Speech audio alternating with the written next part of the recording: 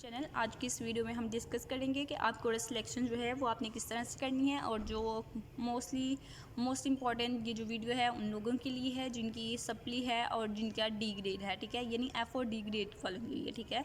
तो सबसे पहले हम बात करेंगे कि सिंपल जिनकी कोई भी सप्ली नहीं है वो किस तरह से कोर्स सिलेक्शन करेंगे। उसके बाद जो एफ़ वाले और डी ग्रेड वाले हैं वो किस तरह से कोर्स सिलेक्शन करेंगे, ठीक है। तो इसलिए आपने गौर से देखना है कि किस तरह से मैं तमाम चीज़ें बता रही हूँ उसी तरह से आप लोगों ने करनी है। तो 28 को आपकी ये कोर्स सिलेक्शन ओपन होनी थी लेकिन नहीं हुई थी, ठीक है, रिज़ल्ट के इशू की वजह से। आज 31 को 1 बजे आपकी कोर्स सिलेक्शन जो है वो ओपन हो गई है और इंशाल्लाह ये 11 नवंबर तक कोर्स सिलेक्शन जो है ये ओपन रहेगी। अब हम देख लेते हैं कि आपने किस तरह से कोर्स जो हैं वो सिलेक्ट करने हैं। आपने सबसे पहले आपने ये जो 3 लाइन्स हैं इन पर क्लिक करना है। क्लिक करने के बाद आपने ये जो है कोर्स सिलेक्शन, ठीक है, तो ये जो पॉइंट बना हुआ है कोर्स सिलेक्शन, ठीक है, यहाँ पे आपने क्लिक करना है। तो मैं यहाँ पे क्लिक कर रही हूँ। उसके बाद आपके पास एक न्यू इंटरफेस जो है इस तरह से आ जाएगा।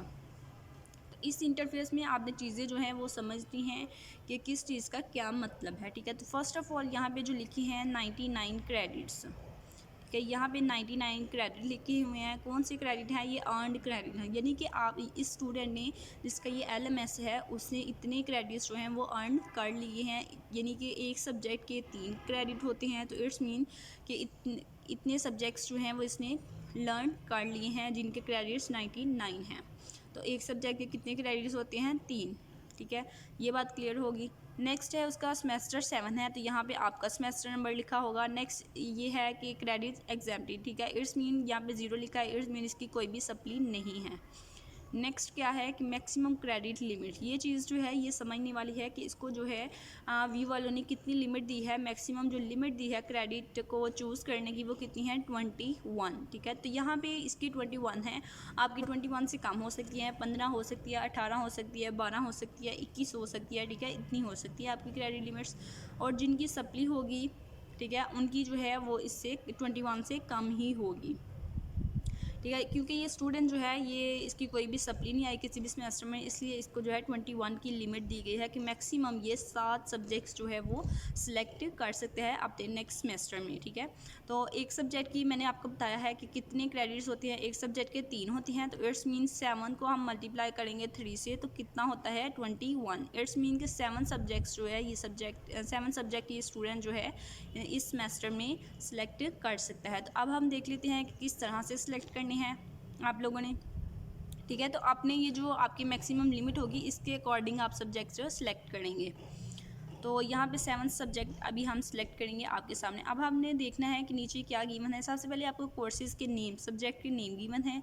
उसके बाद नेक्स्ट आपको क्रेडिट्स गिवन है। उसके बाद सेमेस्टर नंबर, जो सेमेस्टर है आपका, यानी कि इस स्टूडेंट का जो है जिसका ये LMS को उसका 7 सेमेस्टर है, तो उसके 7 सेमेस्टर की जो बुक्स हैं उनके आगे लिखा हुआ है कि 7, इट्स मीन कि ये इतनी जो बुक्स हैं ये इसकी 7 सेमेस्टर की हैं। नेक्स्ट साथ में लिखा है एक्शन, ठीक है। अब हम देखते हैं कि कैसे हमने इसको सिलेक्ट करना है। लाइक ये देखिए, जो फर्स्ट सब्जेक्ट है उसके 3 क्रेडिट्स हैं और वो सेमेस्टर नंबर 7 का है, तो इसको हम सिलेक्ट कर लेते हैं। इसी तरह से सेकंड जो सब्जेक्ट है उसके भी 3 क्रेडिट्स हैं और सेमेस्टर 7 का है, इसको भी ये सिलेक्ट कर लेगा। उसके बाद थर्ड को भी, फोर्थ को भी और 5 को भी, ठीक है। तो ये जो 5 हैं इसने सिलेक्ट कर ली हैं, ये इसके 7 सेमेस्टर के सब्जेक्ट्स थे, तो ये तो सिलेक्ट हो गए। लेकिन इसके पास लिमिट क्या है?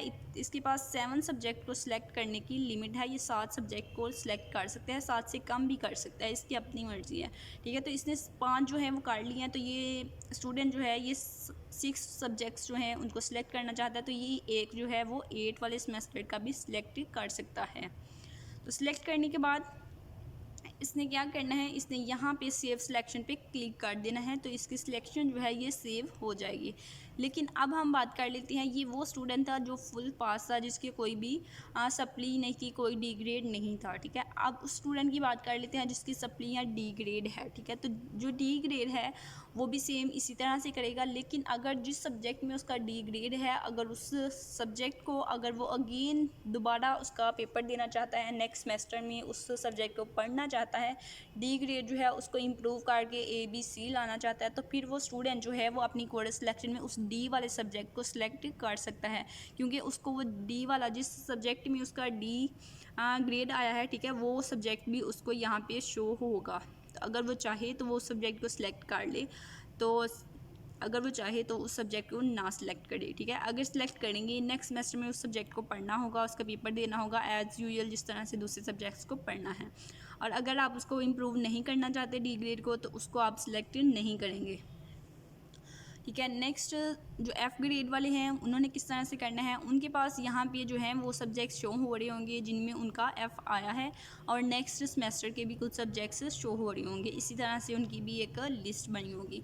तो सबसे पहले उन्होंने क्या करना है, जिन सब्जेक्ट्स में उनका एफ़ है, जिस सब्जेक्ट्स में उनकी सप्ली आई है, सबसे पहले उन्होंने उस सब्जेक्ट को सिलेक्ट करना है, ठीक है। उस सब्जेक्ट को सिलेक्ट करने के बाद आपने जो नेक्स्ट सेमेस्टर के आपके सब्जेक्ट्स होंगे उनको सिलेक्ट करना है, और कितने सब्जेक्ट आपने सेलेक्ट करने हैं, जितनी यहाँ पे आपको लिमिट गिवन होगी, ठीक है।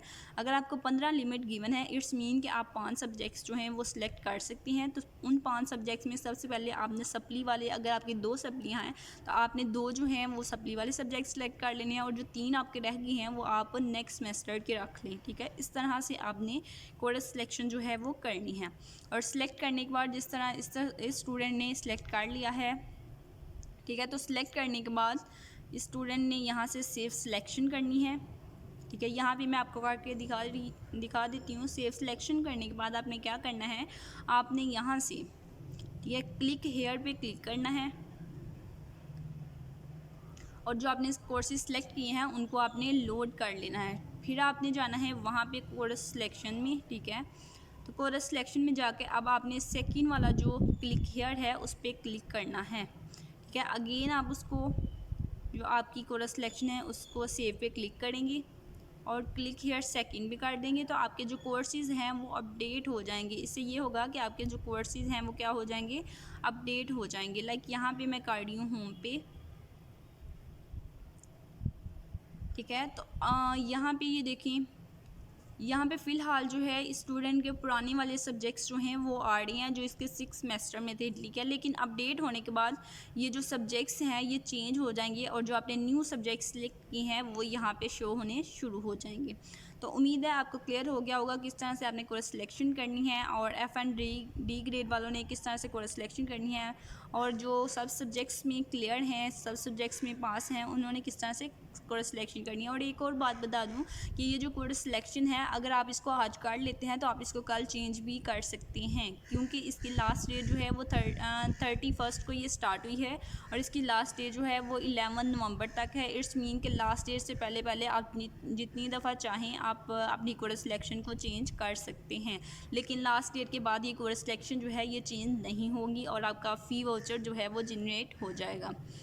तो मज़ीद इसके कोर्स सिलेक्शन से रिलेटेड आपका कोई भी क्वेश्चन हो आप कमेंट बॉक्स में पूछ सकती हैं।